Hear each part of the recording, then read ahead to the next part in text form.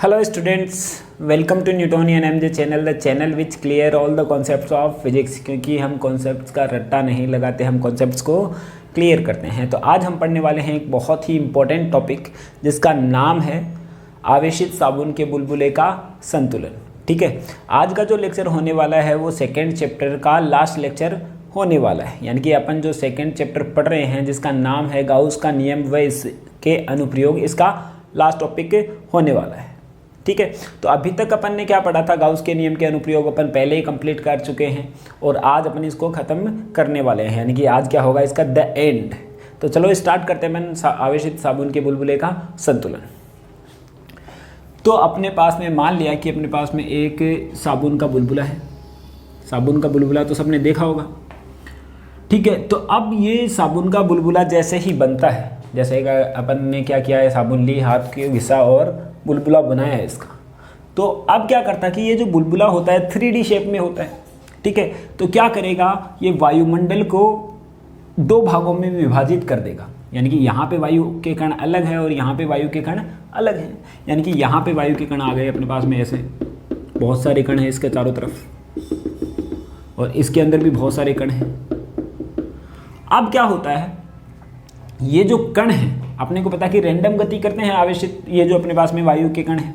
तो ये जो कण है, यहाँ पे जो कण है, ये क्या किधर जाने की कोशिश करेंगे, इधर जाने की कोशिश करेंगे। पास में आने की कोशिश तो करेंगे नहीं, क्योंकि सारे के सारे एक जगह तो इकट्ठा होंगे नहीं। यानी कि ये जो कण गति करने की कोशिश करते हैं, इधर इधर गति करेंगे, ये कण इधर गति करेंगे, इस प्रकार से गति करने की कोशिश करेंगे। यानी कि कहने का मतलब क्या है कि ये जो कण है दाब लगाएंगे इधर ऊपर की ओर, यानी कि पी इन लगाएंगे, जो कि अंदर से बाहर की ओर लग रहा है। अब ये जो कण है, बहुत सारे कण हैं, अगर यहाँ पे जो कण है वो तो इधर चले जा रहे हैं, लेकिन ये जो कण है क्या लगाएंगे, इसकी सतह पर दाब लगाएंगे, इसकी सतह पर दाब लगाएंगे। तो ये लगा रहे हैं इधर दाब। ठीक है, तो ये जो दाब है इसको नाम दिया पी आउट, बाहर से लगने वाला सतह पर दाब। यानी कि क्या हो रहा है कि ये जो झिल्ली बनी है इसके ऊपर दो दाब लग रहे हैं। एक तो अंदर के कणों के कारण जिसको अपन ने नाम दे दिया पी इन, और ये बाहर के कणों के कारण लिया पी आउट। ठीक है, झिल्ली पर। तो अब जो पी इन है, पी इन बड़ा है पी आउट से। क्यों, ये भी अपन क्लियर करेंगे। तो फिलहाल तो अपने को क्या मानना है कि पी इन क्या है, बड़ा है पी आउट से। क्लियर हो जाएगा अभी ये थोड़ी देर। ठीक है, तो ये पी इन बड़ा है तो क्या होगा, यानी कि परिणामी जो दाब निकलेगा, क्या निकलेगा, दाब तो अपन जानते हैं ना, एकांक क्षेत्रफल पर लगने वाला बल। तो ये जो परिणामी बल है इधर ज्यादा लग रहा है, इधर कम लग रहा है। ठीक है, यानी कि बाहर अंदर से बाहर की ओर ज्यादा लग रहा है और इस साइड में क्या लग रहा है, कम लग रहा है। तो अपने को पता है कि परिणामी किधर निकलेगा, इधर। यानी कि इसको मैं नाम दे देता हूं पी इन माइनस का पी आउट। इसको नाम दे दिया अपन ने दाब आधिक्य, दाब आधिक्य। नाम सुना सुना सा लग रहा है ना, कहाँ पे पढ़ा था अपन ने, ये पढ़ा था 11th क्लास में। तो अब यहाँ पे देखो, इसको मैं लिख सकता हूँ पी इन माइनस का पी आउट बराबर क्या लिख सकता हूँ, इसको दाब आधिक्य को पी एक्सिस, दाब आधिक्य, जिसकी दिशा किधर होगी, इस साइड में, ऐसे। क्लियर। अब क्या होता है कि ये जो गोल बनता है, अपन जानते हैं कि ये जो अपने पास में द्रव के अंदर एक ऐसा गुण पाया जाता है जो कि इसकी गोल करने की प्रकृति रखता है, जिसको अपन बोलते हैं पृष्ठ तनाव।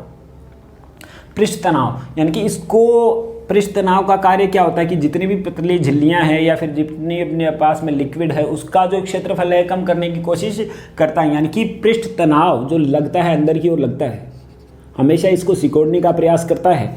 यानी कि पृष्ठ तनाव के कारण दाब लगता है अंदर की ओर। ठीक है, इसको नाम दिया अपन ने पी, पढ़ा है ये भी अपन ने 11th क्लास के अंदर। यानी कि पृष्ठ तनाव क्या करता है, इसको सिकोड़ने का कार्य करता है। यानी कि पृष्ठ तनाव के कारण दाब लगता है, एक पृष्ठ तनाव के कारण दाब। P बराबर कितना होता है, 40/R, 40/R। साबुन के बुलबुले में तो ऐसा ही लगेगा। अभी तक अपन ने इसको आवेशित नहीं किया है, अभी अपन क्या कर रहे हैं, साबुन के बुलबुले का संतुलन। अब देखो, यानी कि अंदर की ओर तो लग रहा है P, और जो P एक्सिस की डायरेक्शन है बाहर की ओर। क्यों, क्योंकि ये ज़्यादा है और ये कम है। तो इधर तो अपने पास में जो P एक्सिस की तो डायरेक्शन ये है, P एक्सिस की डायरेक्शन ये और P की डायरेक्शन ये। यानी कि अगर मैं बात करूं तो बाहर की तरफ तो है अपने पास में पी एक्सिस की डायरेक्शन और अंदर की तरफ, यानी कि ऐसे बोलूँ तो ज़्यादा बेटर रहेगा, केंद्र की ओर आने वाला जो दाब है वो क्या है, पी है, केंद्र की ओर आने वाला, जो कि कौन किसके कारण है, पृष्ठ तनाव के कारण। जबकि पी एक्सिस दाब आधिक्य के कारण जो है केंद्र से दूर है अपने पास में दाब लगता है। तो संतुलन की स्थिति में क्या होगा, संतुलन तो तभी रहेगा ना इसका, यानी कि जब अंदर की तरफ लगने वाला और बाहर की तरफ लगने वाले के बराबर आ जाए दाब। तो संतुलन की स्थिति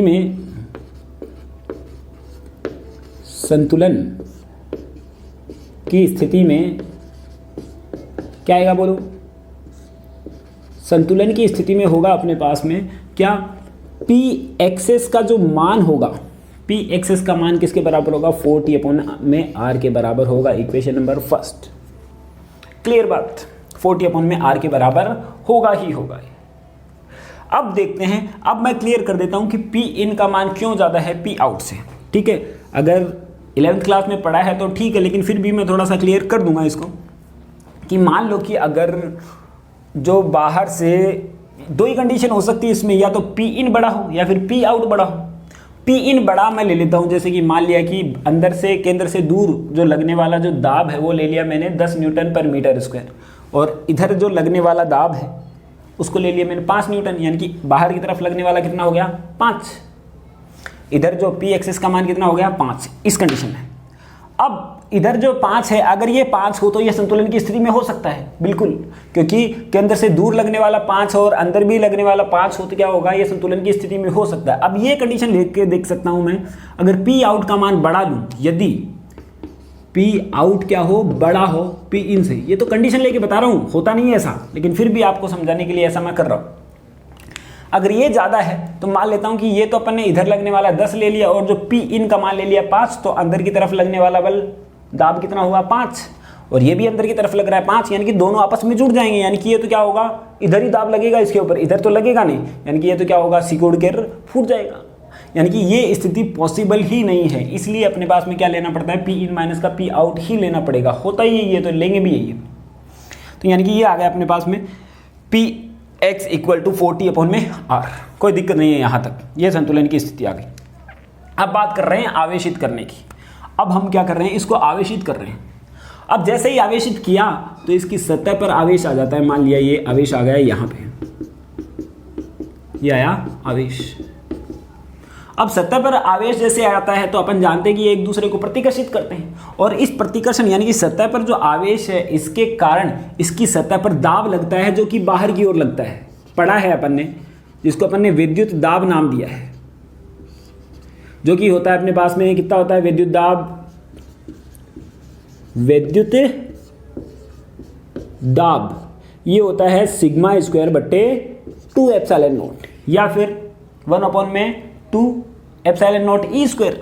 यानी कि अब ये जो बाहर की ओर जो दाब लगने वाला है, बाहर की ओर ये जो दाब लगता है कितना लग रहा है, सिग्मा स्क्वायर बट्टे 2 एप्सिलॉन नॉट। अब देखो बाहर की ओर कितने दाब लग रहे हैं, एक तो पी एक्सिस लग रहा है ना, P axis, P N minus का पी आउट बाहर की ओर लग रहा है और ये अंदर की तरफ लग रहा है, तो ये भी बाहर की तरफ लग रहा है। यानी कि क्या होगा संतुलन की स्थिति में, अगर आवेशित करने पर हम जानते हैं कि दाब लगेगा इसके ऊपर, दाब लगेगा इसके ऊपर, यानी कि बाहर की ओर एक दाब लगेगा, यानी कि परिणामी क्या आएगा, पी एक्सिस प्लस का सिग्मा स्क्वायर बट्टे 2 एप्सिलॉन नॉट बराबर 40/r। क्या होगा, और यही तो होगा, यानी कि आवेशित करने पर ये इधर दाब लगेगा और ये जो बुलबुले का आकार है वो थोड़ा सा बढ़ जाएगा। ठीक है, दाब बढ़ा दिया अपन ने, किस में जोड़ा अपन ने, पी एक्सिस में, क्योंकि पी एक्सिस का मान इधर है और ये भी इधर ही जा रहा है, दोनों एक ही डायरेक्शन में, तो अपने पास में जुड़ जाएंगे। तो ये आया इतना। हम देखते हैं कि जैसे जैसे अगर मैं पी एक्सिस को ऐसे लिखूं तो गलत बिल्कुल नहीं है। पी एक्सिस बराबर ये क्या कितना लिखा अपन ने, 40/r minus sigma square upon में 2 एप्सिलॉन नॉट। क्लियर बात। अब मैं ये भी जानता हूं कि अगर आवेश का मान मैं बढ़ाऊं, धीरे धीरे अगर मैं आवेश का मान बढ़ाता हूं तो विद्युत दाब का मान भी तो बढ़ेगा। क्यों, एप्सिलॉन नॉट तो नहीं है था, लेकिन सिग्मा का मान बढ़ेगा तो ये बढ़ता जाएगा, और आवेश बढ़ाता हूं तो ये दाब बढ़ता जाएगा। तो संतुलन की स्थिति तक ये दाब बढ़ता जाएगा, तो यानी कि संतुलन की स्थिति में पी एक्सिस का मान कितना हो जाएगा, 0। यानी कि अब क्या हुआ, अपन ने मान लिया कि इसकी सहन शक्ति कितनी है, 10 कूलम आवेश तक की है, तो 10 कूलम आवेश तक तो दिया, तो ये जितना दाब होगा ये इसके बराबर आ गया संतुलन की स्थिति में, यानी कि यहाँ पे कितना आया 0, यानी कि 4T/r कितना आया माइनस सिग्मा स्क्वायर अपॉन में 2ε0। यानी कि अपन क्या कर रहे हैं, आवेश बढ़ा रहे हैं, यानी कि इस दाब का मान बढ़ा रहे हैं और तब तक बढ़ा रहे हैं जब तक कि ये इसके बराबर नहीं हो जाए, तब तक तो ये संतुलन में रहेगा ये जो बुलबुला है। लेकिन अगर मैं थोड़ा सा भी और बढ़ा दूं आवेश का मान, क्या हो जाएगा, ये ब्रेक हो जाएगा। तो अपन क्या ले रहे हैं, संतुलन की स्थिति तक, यानी कि ये और ये इसके बराबर है, यानी कि इसको मैं क्या लिख सकता हूँ, सिग्मा स्क्वायर बट्टे 2ε0 बराबर 4T/r। तो ये एक फॉर्मूला आ गया बहुत ही इंपॉर्टेंट। इससे तुम चाहो तो सिग्मा की वैल्यू अपन निकाल सकते हैं, आर की वैल्यू अपन निकाल सकते हैं, आवेश की वैल्यू अपन निकाल सकते हैं। तो सबसे पहले मैं निकाल देता हूँ आर की वैल्यू, त्रिज्या, बोलो त्रिज्या कितनी आएगी, आर बराबर, ये तो यहाँ लेके जाऊँ, ये आएगा आर बराबर, ठीक है, 8T/0 अपॉन में सिग्मा स्क्वायर, यही तो आएगा यहाँ पे आर की वैल्यू। अगर मैं बात कर रहा हूं आवेश, पृष्ठ आवेश घनत्व है, पृष्ठ आवेश घनत्व कितना आएगा बोलो, पृष्ठ आवेश घनत्व की जो वैल्यू आएगी, यहां से मैं लिखता हूं सिग्मा स्क्वायर बराबर कितना 8T/0 अपॉन में r, लेकिन अंडर रूट कर दूंगा इसको मैं, तो कितना आएगा, ये वैल्यू आएगी इसकी। अब मुझे क्या निकालना है, आवेश का मान निकालना है। आवेश का मान मैं जानता हूं कि जो सिग्मा है, सिग्मा क्या होता है, Q/a होता है, Q/a, और ये तो क्या है, गोला है, क्या है, गोला है, तो a की जगह मैं क्या लिख सकता हूं, 4πr², तो ये आया 4πr² बराबर under root of 8T/0 upon में r। Q का मान निकालना है मुझे, आवेश का मान, किसका मान निकालना है, आवेश का ही तो निकालना है।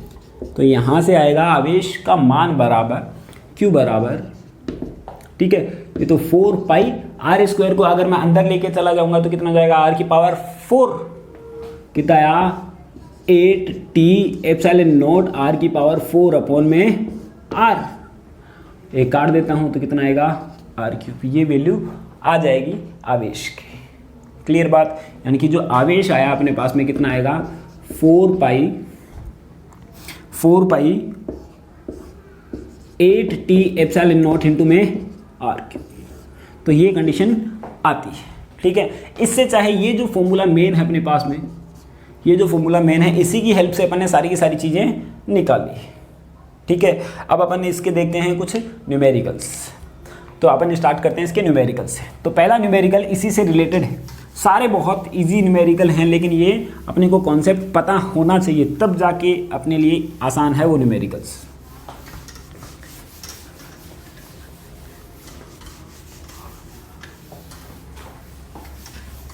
देखते हैं पहला न्यूमेरिकल।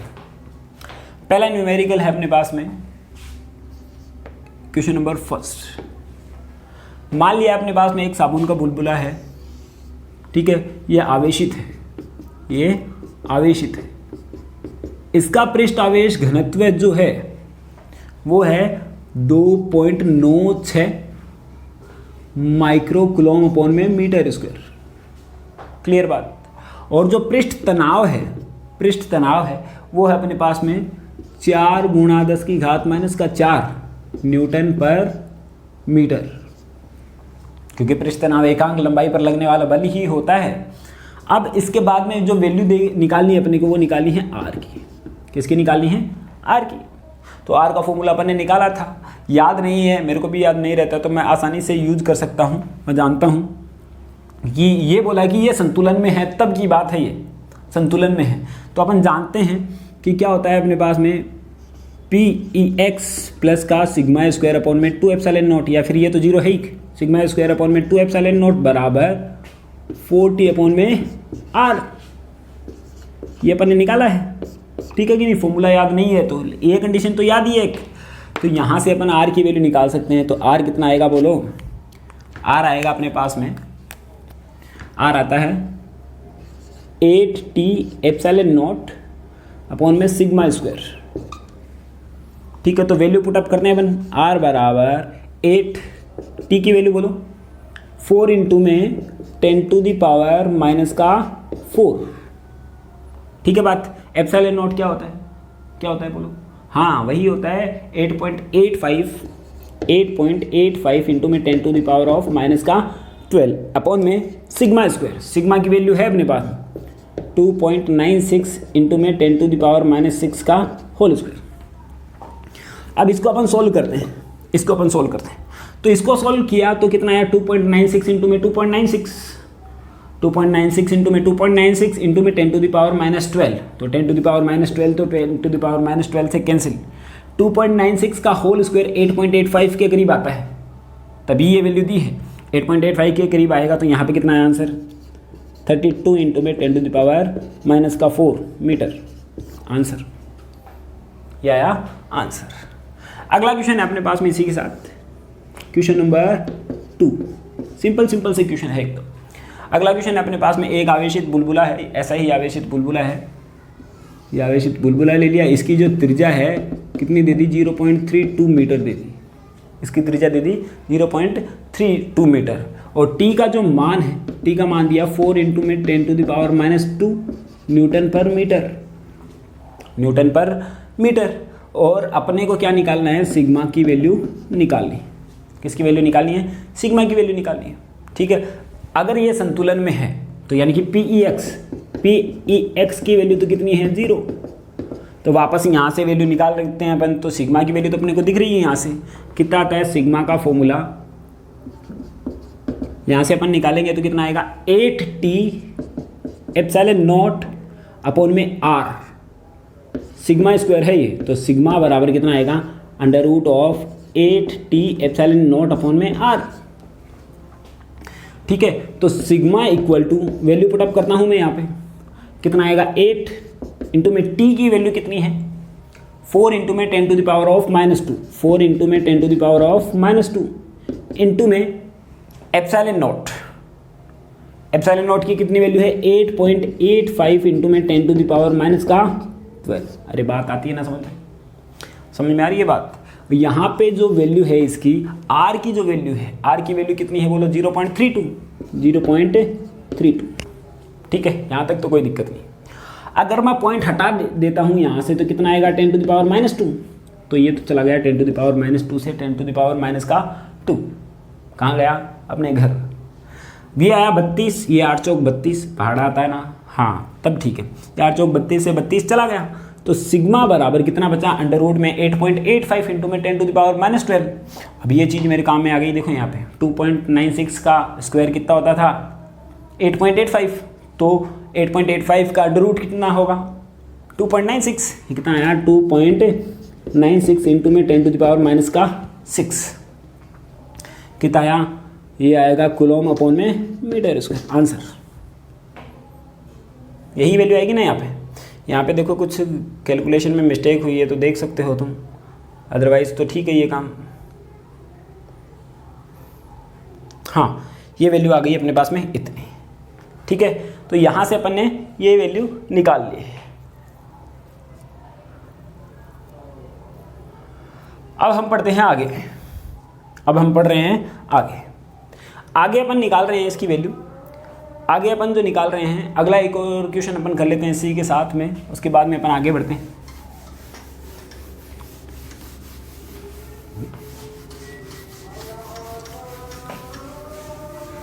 अब देखते हैं इसका क्वेश्चन नंबर 3।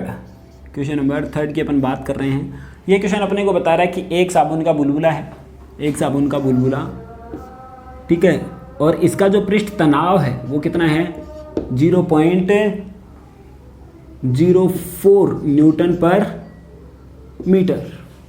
इसका पृष्ठ तनाव इतना है। ठीक है, और इसका जो व्यास है, इसका व्यास दे रखा है कितना 4 सेंटीमीटर। ठीक है, तो अपने को क्या निकालना है, इसका आवेश का मान निकालना है। इसका क्या करना है, आवेश का मान आप लोगों को निकालना है। ये क्वेश्चन आप लोगों को ही सॉल्व करना है। ठीक है, और इसका आंसर जरूर लिख देता हूँ मैं। इसका आएगा 60 नैनो कूलम, 60 × 10⁻⁻9 कूलम। इसके करीब इसका आंसर आना चाहिए, इसके आसपास भी आएगा तो भी चलेगा, ठीक है ना बात। तो ये अपने पास में एक क्वेश्चन आप लोगों के लिए अपन ने दे दिया है। अब आगे बढ़ते हैं इस चैप्टर का लास्ट टॉपिक जो कि पूछा जाता है काफ़ी बार, वो अपन सोल्व करते हैं, उसके बाद में ये टॉपिक कंप्लीट हो जाता है। अब है अपने पास में नेक्स्ट टॉपिक है अपने पास में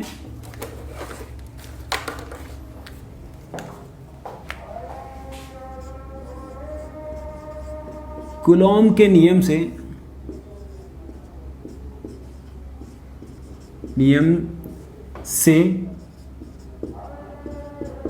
गाउस के नियम की व्युत्पत्ति। अपने को क्या करना है, कूलॉम के नियम से अपने को क्या प्रूफ करना है, गाउस का नियम प्रूफ करना है, जो कि होता है Q अपॉन में एप्सिलॉन नॉट, अपने को प्रूफ करना है, ठीक है ना। तो देखो आसानी से अपन कर देंगे, ज़्यादा दिक्कत नहीं है। तो क्या है कि मान लिया अपने पास में एक चालक गोला है, ठीक है, और यहाँ पे Q आवेश रखा हुआ है केंद्र पर, और ये दूरी, ये जो अपन ने रेडियस ले ली, ये ले ली अपन ने R, ठीक है, ये आवेश यही है सारा। अब अपन देखो कि यहाँ पे पॉइंट P है, यहाँ पे पॉइंट क्या है P। तो अब मैं क्या करता हूँ कि इससे निर्गत जो विद्युत फ्लक्स तो निकाल ही सकता हूँ मैं। इससे निर्गत विद्युत फ्लक्स कितना होता है, फाई बराबर E डॉट ds। यहाँ पे अगर इस पॉइंट की मैं बात कर रहा हूँ, यहाँ पे E का मान, तो E भी इधर होता है, ds भी इधर होता है, E इधर ds भी इधर, तो थीटा बराबर कितना 0 डिग्री। थीटा बराबर कितना होगा 0 डिग्री। तो फाई बराबर बोलो कितना EDS cos 0, EDS cos 0, यानी कि फाई बराबर E की वैल्यू कितनी होती है KQ अपॉन में R स्क्वायर। पढ़ा है ये अपन ने, KQ अपॉन में R स्क्वायर। बिंदु आवेश के कारण विद्युत क्षेत्र की तीव्रता KQ अपॉन में R स्क्वायर, ये आया DS, ये आ गया। तो फाई बराबर क्या लिखा अपन ने, KQ अपॉन में R स्क्वायर इंटू में DS। कोई दिक्कत यहाँ तक। तो फाई की जो वैल्यू आएगी कितनी आएगी, यहाँ पे मैं पुटअप कर देता हूँ 1 अपॉन में 4 पाई एप्सिलॉन नॉट, की जगह अपन पुटअप कर सकते हैं, और ये आया Q अपॉन में R स्क्वायर, और ये DS यानी कि ये जो गोला है उसका क्षेत्रफल कितना होगा 4 पाई R स्क्वायर, ठीक है। तो यहाँ से 4 पाई से तो 4 पाई चला गया, ठीक है, R स्क्वायर से R स्क्वायर चला गया, यानी कि फाई का जो मान आता है वो Q अपॉन में एप्सिलॉन नॉट आ जाता है, ठीक है। और यही क्या है अपने पास में गाउस का नियम है, यही अपने को प्रूफ करना था, ठीक है। एक तो ये तरीका है। अब अपन तुम सोच सकते हो कि सर ये तो अपन ने गोला लेके सिद्ध कर दिया, अगर मैं कोई दूसरी चीज़ लेता तो ये सिद्ध नहीं होता, तब भी होता। गाउस का नियम सबके ले सकते हैं, लेकिन वो अपन क्यों नहीं ले सकते, क्योंकि वो लेने में अपन उसका DS यानी कि उसका समाकलन करने में असमर्थ हैं, जिसकी वजह से अपन ऐसा नहीं कर सकते। उसके बाद में अपने को कुछ चीज़ें याद रखनी पड़ जाएंगी, इसकी वजह से अपन ऐसा नहीं कर सकते। चाहे तो अपन कर भी सकते हैं, चलो एक बार कर लेते हैं। इसके अंदर अपने को चीज़ याद रखनी पड़ेगी, कुछ काम अपने को याद ही रखना पड़ेगा, कुछ वैल्यू अपने को याद रखनी पड़ेगी। तो वापस अपन देख लेते हैं। मान लिया कि अपने पास में गाउस का अपन नियम प्रूफ कर रहे हैं, और ये अपन ने पृष्ठ ले लिया, यहाँ पे ले लिया, और यहाँ पे आवेश लिया Q, ठीक है। बात क्या लिखे अपन, फाई बराबर क्या लिखना है E डॉट DS। अब यहाँ पे मान लेता हूँ पॉइंट P, तो मान लिया कि DS तो इधर है और P इधर है, ये बीच में आया थीटा। तो क्या लिख सकते हैं अपन इसको, फाई बराबर कितना लिख सकते हैं EDS cos theta, EDS cos theta. अब E का मान, ये तो बिंदु आवेश के कारण यहाँ पर तीव्रता निकालनी है जो कि होती है KQ अपॉन में R स्क्वायर, ठीक है कि नहीं। तो ये तो कितना आ जाएगा KQ अपॉन में R स्क्वायर आ गया, KQ अपॉन में R स्क्वायर, ठीक है, स्मॉल R स्क्वायर इंटू में DS cos थीटा। अब R का जो मान है फिक्स तो है नहीं, यहाँ पे R अलग होगा, इस जगह पे R अलग होगा, इस जगह पे R अलग होगा, इस जगह पे R अलग होगा, ठीक है कि नहीं। मैं छोटा सा एलिमेंट ये ले रहा हूँ, तो थीटा मैंने ले लिया ये, ठीक है। तो यहाँ पे आ गया ये, तो R भी चेंज है के की वैल्यू तो चलो चेंज नहीं हो रही, आवेश का मान भी चेंज नहीं हो रहा, तो यानी कि जो चेंज नहीं हो रहा उसको तो मैं क्या ले सकता हूँ, बाहर ले सकता हूँ। तो फाई का जो मान आता है वो कितना आएगा बोलो, के क्यू, और ये आया 1/r², ये आएगा ds cos थीटा। ना तो अपने को थीटा मालूम है, ना ही r की वैल्यू मालूम है, ना ही ds मालूम है, तो ये अपने पास में ये वैल्यू आ जाती है। अब अपने को ध्यान रखना पड़ता है घन कोण के बारे में, क्योंकि अपने पास में इसकी जो बात कर रहे हैं अपन वो क्या बनाता है, घन कोण बनाता है चारों तरफ, और घन कोण का जो मान होता है ds cos थीटा अपॉन में r², उसको लेते हैं अपन d ओम, क्या लेते हैं, d ओम, और यहाँ पे d ओम का जो मान होता है वो होता है 4 पाई, जो कि अपने को ये याद रखना पड़ेगा। क्या रखना पड़ेगा, देखो याद रखना ही पड़ेगा ये वैल्यू, यानी कि इसकी जगह मैं क्या लिख सकता हूँ 4 पाई, तो फाई बराबर 1/4 पाई एप्सिलॉन नॉट इंटू में क्यू इंटू में इसकी जगह 4 पाई सीधा, तो ये लिखा अपन ने 4 पाई, तो 4 पाई से 4 पाई कैंसिल, तो यानी कि फाई बराबर कितना आएगा, क्यू अपॉन में एप्सिलॉन नॉट। तो ये होता है अपने पास में कूलॉम के नियम से गाउस के नियम की व्युत्पत्ति। दोनों तरीके अपन फॉलो कर सकते हैं, लेकिन कौन सा अपने को बेनिफिट लगता है, ये आसान है, इसका ds अपन आसानी से कर सकते हैं, इसलिए अपन ने लिया है। अदरवाइज जो गाउस का नियम है वो सबके लिए लागू होता है, ठीक है। कैसा भी हो अपने पास में बंद पृष्ठ होना चाहिए, बस वो कैसा भी पृष्ठ हो, लेकिन बंद पृष्ठ हो तब वो उसके ऊपर लागू हो जाएगा, ठीक है। आई होप कि आप लोगों को बात समझ में आ गई होगी। तो आज अपना ये टॉपिक, ये जो चैप्टर है वो कंप्लीट हो चुका है, और अब हम कोशिश करेंगे कि जैसे ही गर्मी ख़त्म होती है तो रेगुलर अपन वीडियो डालने लग जाएं, डेली का डेली ही अपन वीडियो डालने लग जाएं, और उसके साथ में अगर कल पॉसिबल हुआ तो अपन इसका दूसरा जो चैप्टर है उसका फुल रिवीजन एक वीडियो के अंदर अपन दे देंगे, और उसके बाद में इसके कुछ बेहतरीन अपन न्यूमेरिकल करेंगे जो कि होंगे 10 या 15, ठीक है कि नहीं। चलो thank you, have a nice day, और लाइक और कमेंट करना तो बिल्कुल नहीं भूलना है, भूलना ही नहीं है, क्या नहीं करना है, भूलना ही नहीं है। चलो thank you, have a nice day.